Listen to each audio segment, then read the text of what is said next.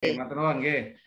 Ini tadi bahwa apa namanya Al-Baqarah 30 sampai 33 sampai 34 dasar pemikiran kami. Dasar pemikiran kami. Sehingga di situ apa namanya mengubah hafalan menjadi gambaran. Banyak orang yang gila gara-gara hafalan.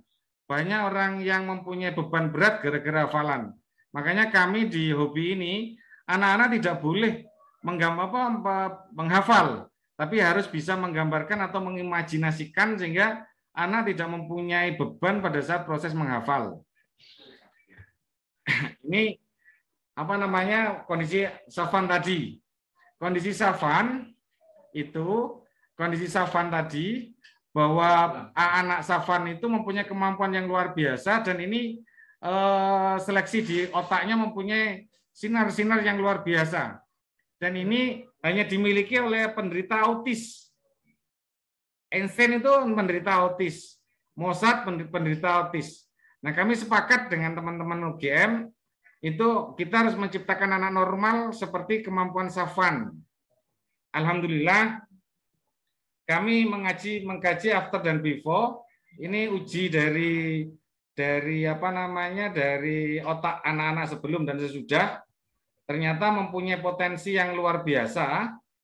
Ini kajiannya kita uji, bahkan disaksikan oleh Toronto University, Prof. John Kennedy, itu melihat mulai awal sampai akhir, bahkan sampai sekarang kami lanjutkan. Ini yang di tengah, yang ada tulisan apa namanya holistic brain ini hobi, di tengah itu profesor yang ada panah itu, kebetulan beliau sudah meninggal. Dia terkena kanker tiroid pada saat sebelum meninggal tahun 2020 kemarin. Dia berpesan kepada kami bahwa apabila metode ini diterapkan di seluruh Indonesia mempunyai kemampuan yang luar biasa. Akhirnya kami semangat untuk menyebarkan ke pondok-pondok pesantren dari Tebuireng, terus yang Baul Quran Kudus, dan terakhir di Darul Ulum. Dan keilmuan ini saya dapatkan dari Pak Yai Rifai almarhum. Jadi dulu kami diajarkan bagaimana mengasah keilmuan dengan puasa Yaman Huwa. Nah, ini adalah implementasi dari puasa itu kami ilmiahkan secara logik. Ternyata memang dari preelementaris tadinya terjadi pertemuan, makanya nanti bahwa ibu-ibu jangan kaget kalau anaknya nanti dengan mata tertutup itu walaupun ada sinar sekecil apapun itu anak bisa melihat. Jadi nanti itu bukan magic tapi kemampuan otak. Dari mana itu nanti akan saya jelaskan. Kemampuan itu bisa didapat oleh setiap anak.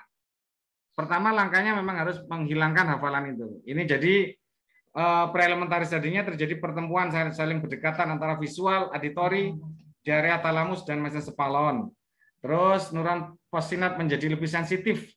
Dia anak akan lebih sensitif apabila membaca sesuatu, langsung di alam bawah sadarnya akan berbentuk mendorong kepada arah apa yang dibaca. Nah, itu kemarin di Pondok Tinggi ada yang matur, saya dulu mencuri, akhirnya kami kasih uang untuk meminta maaf kepada kantin, terus berbohong, itu akan muncul nanti. Jadi nanti jangan kaget nanti putra-putrinya sadar, terus anak-anak akan juga sensitif kalau melihat orang tua berbohong, dia akan mempunyai sensitivitas. Kami juga akan ajarkan bagaimana perilaku, terus membaca wajah dan sebagainya. Terus di sini ada kemiripan antara kemampuan Safwan dengan kemampuan anak setelah mengikuti metode hobi. Itu nanti tidak mudah lupa pada saat anak menyimpan Quran di dalam folder di dalam otaknya. Terus kemampuan berbahasa, membuat kamus di dalam otaknya. Perhitungan kami menggunakan sempoa, nanti menghitung tanpa menggunakan kalkulator. Cuman nanti setelah 120 hari itu perlu diasah dan Gus Heri sudah sepakat dengan saya bahwa nanti kita ada di sana. Di sana untuk memberikan pelatihan kepada adik-adik santri untuk bisa mencapai apa yang diinginkan oleh Gus Heri. Yang ketiga ini ada penelitian kemampuan Safwan, kemampuan memori, terus kemampuan arestetik di atas rata-rata normal. dimiliki oleh sedikit penyandang autis. Ternyata dari 60 anak yang kita kaji itu 86% semuanya mempunyai potensi kemampuan Savant. Ini penelitiannya. Jadi ini bukan bukan sebuah mekanisme belajar dari guru dan murid saja, tetapi kami ilmiahkan secara detail pengambilan data dari masing-masing anak. Nah, ini yang menjadi pusat kajian kami itu di otak tengah ya. Nah, ini otak tengah, otak kanan dan samping kiri ada amigdala, ada hipotalamus, talamus. Nah, ini yang kami kami potensikan untuk aktif. Nah, seperti hipotalamus bagian otak ini sangat sensitif di hipotalamus ini. Kami menggunakan gelombang audisonik, ultrasonik, dan infrasonik untuk mengaktifkan kemampuan otak ini. Kemampuan ini perlu diasah dan diaktifkan yang selama ini mungkin kita tidak mengetahui cara mengaktifkan itu. Terus hipokampus, kalau sudah aktif di dalam hipokampus, ini bagian otak yang berbentuk seperti kuda laut, memiliki 3 lapisan yang terbuat dari sel-sel piramidal, berfungsi sebagai penyimpan data serta mengolah memori jangka panjang. Kemarin sudah saya praktekkan ke anak-anak bahwa dengan menggunakan gambaran itu hafalan 40 kata baru itu tidak membutuhkan waktu panjang. Dengan metode ini hanya membutuhkan waktu 10 sampai 15 menit, dia bisa ditanya acak kalau ini sudah sensitif dan aktif. Nah, ini sekarang penjelasan tentang ini, bagaimana visual itu. Anak harus mampu memvisualisasikan gambar warna dengan jelas di dalam sang otak. Betul-betul nanti kita ajarkan bagaimana Meijiku Hibiniu itu supaya gambarnya itu jelas. Ini dasar pertama untuk menghilangkan hafalan. Terus auditori pendengaran harus jelas, vokal A, I, U, E, O itu harus jelas. Kami ajarkan kepada anak untuk mendengar dengan jelas, sehingga nanti pada saat anak sudah bisa seperti ini, dia mendengarkan murotal ataupun murotal atau pengaji, dia langsung bisa menerjemahkan. Terus hidung, sematosensorik, anak harus betul-betul bagaimana mencium bau terasi, bau nanas, bau betul-betul harus bisa diwujudkan dengan bentuk yang jelas. Ini di korteks cerebrum sehingga mempunyai kemampuan itu. Di lubus occipital itu bagaimana menerjemahkan warna atau melihat, temporalis itu bagaimana mencium, terus gyrus placental itu ada di tengah ini yang kejujuran di otak depan. Itu nanti kejujuran akan didapat kepada anak-anak. Fenomena sinestesia salah satu indera bisa mewakili fungsi indera yang lain. Ini kalau sudah aktif. Terus apabila sel yang berdekatan dirangsang terus-menerus, maka akan mengaktifkan sel yang lain. Ini perlu ada pelatihan, sehingga ini bukan metode ujuk-ujuk atau metode yang simsalabim. Perlu pelatihan memang. Ini stasiun talamus, stasiun penguat utama untuk impuls sensorik, mencapai korteks cerebrum. Dan korteks cerebrum selain memainkan fungsi sensorik dan voluntar juga bertanggung jawab atas proses belajar, mengingat, verbalisasi, emosi, kesadaran, kepribadian, dan proses asosiasi. Proses ini didapat di amigdala ini. Nah, di amigdala. Ini selama ini kita kan membaca Al-Quran di dalam surat An-Anfal ayat 2 itu apabila disebut nama Allah bergetar hatinya, otak dan hatinya, itu karena apa? Selama ini kita tidak bisa memahami karena artinya tidak ada. Nah, kami setelah ini amigdala kita aktifkan, bagian otak yang berperan dalam melakukan pengolahan dan ingatan, reaksi emosi, ini ada reaksi emosi. Pada saat dia melihat tuntunan untuk tidak boleh berbohong, sholat, dia akan melakukan karena ini sudah aktif. Sehingga pada saat membaca Quran kadang-kadang anak sampai bisa menangis karena akan menyentuh emosinya. Karena korteks di singulatnya, komponen kortikal primer, sistem limbik itu yang terlibat dalam pemrosesan emosi dan kognitif ini akan berfungsi. Ini kami ajarkan mulai untuk mengaktifkan seluruhnya itu. Sehingga di talamus, korteks cerebrum, dan occipital, target utama aksen menerima input, ini betul-betul bisa terwujud. Sehingga nanti kalau dia melihat sekilas warna merah, dia akan langsung melihat di otaknya itu warna merah dengan jelas. Nah, ini proses perjalanan impuls rangsang, saraf. Otak merupakan alat pemrosesan data yang menerima reseptor dari indera. Data dikirim oleh urat saraf yang dikenal dengan sistem saraf. Sistem saraf mengubah seluruh urat saraf rangsangan dalam bentuk impuls listrik. Nah, ini yang ketiga. Ini yang kita aktifkan. Sehingga betul-betul anak kalau membaca sesuatu, itu sudah akan melibatkan emosi, sehingga betul-betul dia akan mengenal, oh bohong itu nggak boleh. Terus berbicara jorok nggak boleh. Dan sebagainya. Ini programnya, optimalisasi, folderisasi. Folderisasi itu adalah membuat otak seperti sistem komputer, membuat folder-folder dan file. Nah, terus sistem patokan, mereka akan menandai. Sistem patokan itu menandai untuk folder itu mudah dipanggil. Terus asosiasi yang keempat, ini anak mampu mengasosiasikan kalau ada 4 kalimat, dia bisa mengasosiasikan untuk dia bisa bercerita. Nah, ini yang kelima, ini yang mungkin kemarin dengan almarhum Ustadz Syekh Jaber, ini menjadi informasi yang viral. Sistem photo reading. Ini kami mengetahui ini 10 tahun yang lalu, karena penelitian kami 10 tahun yang lalu, diawali 10 tahun, 2010, dan berlanjut sampai sekarang. Ternyata yang bisa difoto itu hanya Quran. Kalau yang lain itu bisa, tetapi tidak bisa melekat secara optimal. Nah, ini memang kajian kami, kenapa kok Quran? Memang belum sampai ke sana, karena Quran ini mempunyai keistimewaan. Bahkan dari John Kennedy yang tadi foto tadi itu mempertanyakan kenapa kok hanya Quran yang bisa melekat sampai lama. Ini menjadi pertanyaan, menjadi kajian kami yang selanjutnya. Memfoto Al-Quran dan memahami arti. Makanya anak nanti kami ajarkan membaca Al-Quran per kata.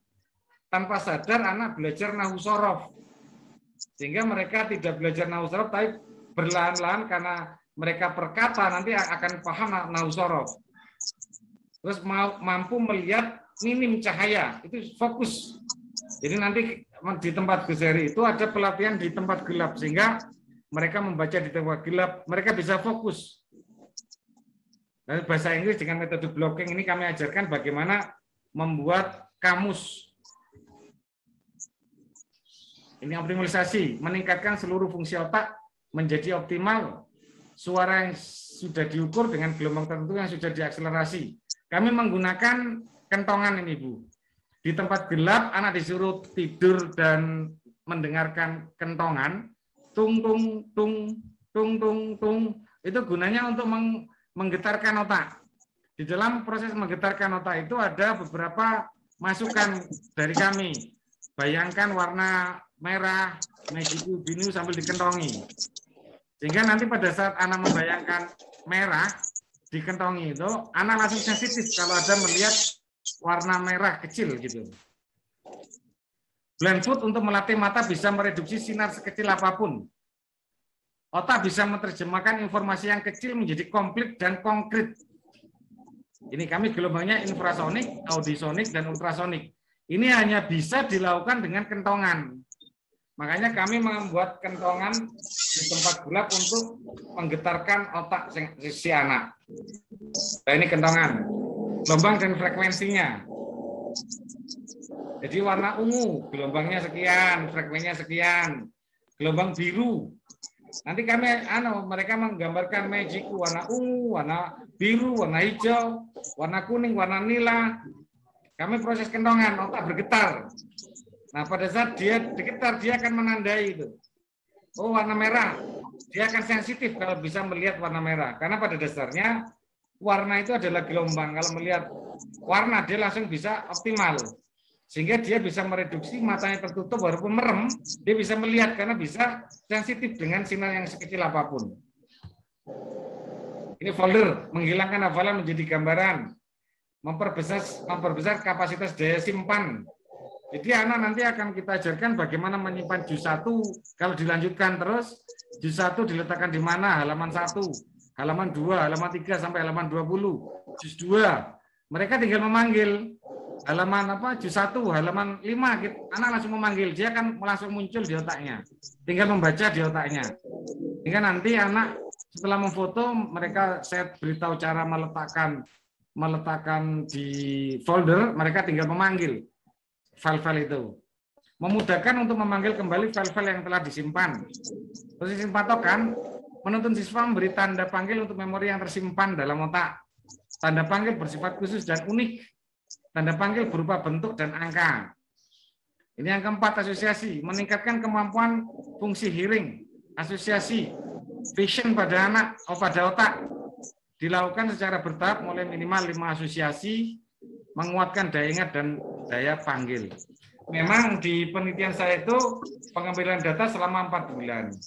Makanya kami sudah sepakat dengan Bu Jerry, kami di Ponti ingin menampilkan menyuguhkan santri yang berbeda di Darul Ulum ataupun di pondok yang lain. Karena selama ini kan hafalan tanpa menggunakan arti. Mereka selalu mengatakan keberatan dengan arti, tapi di Ponti hafalannya nanti dengan arti. Nah, ini sistem photo reading adalah membaca gambar. Harus ditunjang dengan bank kata yang sesuai target. Asosiasi yang mendalam.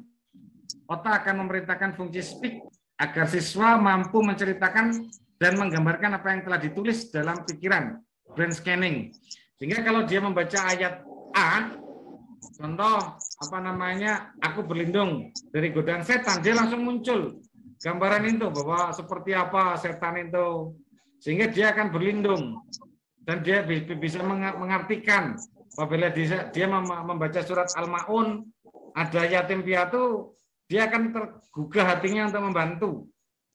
Apabila ada orang miskin tergugah untuk membantu dan sebagainya. Terus memfoto Al-Quran dan memahamkan arti Al-Quran. Menuntun siswa memberi tanda panggil untuk memori yang tersimpan dalam otak. Tanda panggil bersifat khusus dan unik. Mampu menjelaskan apa yang difoto dan digambarkan dalam otak atau brain scanning. Nah ini tadi dengan gelombang otak yang minim itu dengan kentongan, dia bisa mereduksi secara minim sekali untuk diterjemahkan oleh sang otak. Kentongan itulah yang membawa anak nanti merem pun bisa membaca. Merem pun bisa membaca. Terus di tempat kegelapan bisa membaca dan bisa menerjemahkan. Nah ini yang kemarin kami paparkan ke Yai Hamim dengan Yai siapa itu, mereka di tes itu mereka takjub untuk melihat itu. Dan anak mampu di tempat kegelapan pun bisa optimal. Terus bahasa Inggris itu kami ajarkan bagaimana blocking untuk membuat kamus. Ini sebentar lagi kami akan menunjukkan hasil pelatihan kami ke panjenengan. Anak-anak bisa menulis tangan kanan dan kiri. Terus nanti akan saya tunjukkan terus bagaimana anak bisa meletakkan surat A di mana, terus juz 1 di mana. Ini tujuannya. Dan hasil pelatihan meningkatkan daya ingat anak semakin kuat dan permanen. Mengetahui potensi belajar anak. Nah, ini yang menjadi masalah orang tua ini. Mengetahui potensi belajar anak. Kadang orang tua anak itu ada yang suka musik ya. Setel menggunakan musik untuk belajar. Ternyata di dalam penelitian kami ada 8 metode belajar. ada yang musik dengan menggunakan musik, ada anak yang menyendiri, ada anak yang harus rame, ada yang menggunakan fisikal. Nah, kadang-kadang orang tua yang zaman sekarang itu disamakan dengan tempo dulu. Kalau belajar harus diem, terus tidak boleh ada suara, padahal sang otak itu menghendaki berbeda. Akhirnya terjadi proses yang salah. Anak dipaksa untuk belajar, tetapi tidak punya potensi kenaikan intelektual karena salah dalam proses belajar. Kami nanti akan memberikan potensi itu kepada anak-anak. Oh, anak ini cocok ini, nanti kami memberitahu. Oh, kamu fisikal. Nanti di tempat kami belajarnya ada yang tiduran, ada yang bergerak, ada yang dengan nyanyi. Ternyata itu yang membawa dampak kekuatan potensi otak. Terus membentuk anak berpotensi jenius. Ini kami akan latih sampai potensi itu muncul di Ponti. Hal yang penting adalah anak investasi masa depan tentunya, karena mimpi saya itu 1 juta anak yang mempunyai kemampuan ini nanti akan bisa mengubah Indonesia, karena nanti mereka tidak akan pernah berbohong. Bahkan anak yang sudah berlatih di kami mau mengambil sesuatu mikir karena mereka sudah melihat Qur'annya itu, artinya sehingga dia bisa memaknai itu. Ini peran orang tua dibutuhkan dimanapun dan kapanpun dan bagaimanapun. Terus ini kelas sangat menunjang. Ini Gus Heri sudah akan mengondisikan setelah keramik dan sebagainya itu, beliau akan mengondisikan untuk dibuat secara optimal di Ponti. Kami ingin dilibatkan oleh Gus Heri untuk bisa metode ini bisa masuk ke anak-anak secara optimal. Ini folder kata kunci dalam 2 bahasa. Ini akan kita berikan. Ini nanti 99 hanya butuh 10 menit, anak langsung bisa acak. Seperti kemarin itu. Ini kami latihkan kepada anak untuk bisa menerjemahkan ini. Ini sampai nanti 1 juta kata ini nanti. Ini bahasa Inggrisnya. Sehingga anak sudah dengan sendirinya anak bisa merangkai semua kegiatan itu dengan gambar, bukan dengan hafalan. Jadi roti adalah gambar, terus laptop adalah